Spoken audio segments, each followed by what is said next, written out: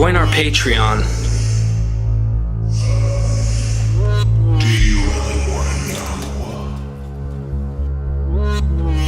We are Mythvision.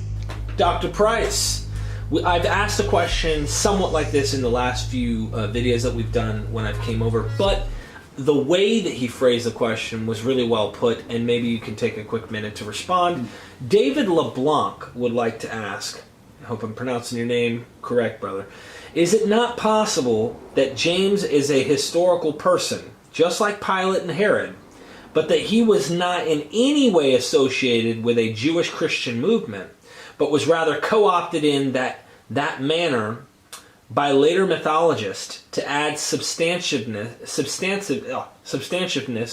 to the Pauline claims of authority? The last thing I don't quite get, how would patching him into the Jesus story uphold or reinforce Pauline authority?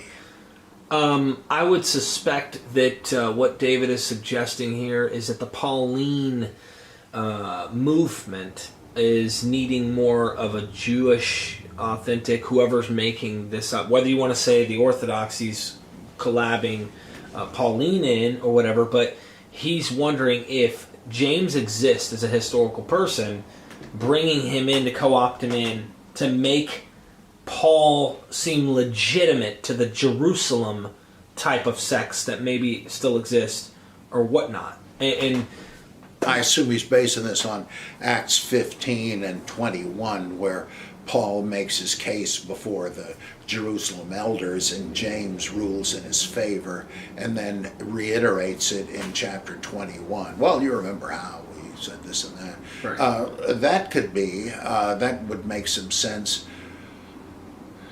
It just sounds to me, well, no, that would fit what he's asking if it seems artificial what the author says about, well, there's this crazy rumor going around that you're telling Jews not to circumcise their children. Let's prove that wrong by you're going through this ritual. Maybe that is a contrivance, and that's why it's in there. I guess it is, because the whole approach to making Paul a Pharisee who continues to observe the law seems to be a fictitious attempt to reconcile Pauline and Jewish Christianity. So yeah, I mean, I wouldn't be surprised. I tend to think that whether Jesus existed or not, James probably did, and he's been added to the whole thing in precisely the way John the Baptist was. Whether there was a historical John or not, there could have been. But Robert Eisler showed how, well, maybe not. He sounds so much like Oannes, the avatar of Dagon, who emerged from the waters to teach wisdom to men. Yeah, I got to admit that could be. But whether there was or not, that figure existed, and that's certainly how he's dealt with in Luke and John especially.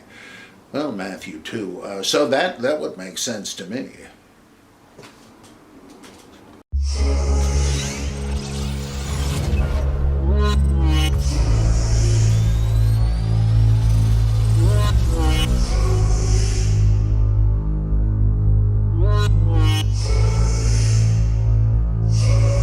join our Patreon.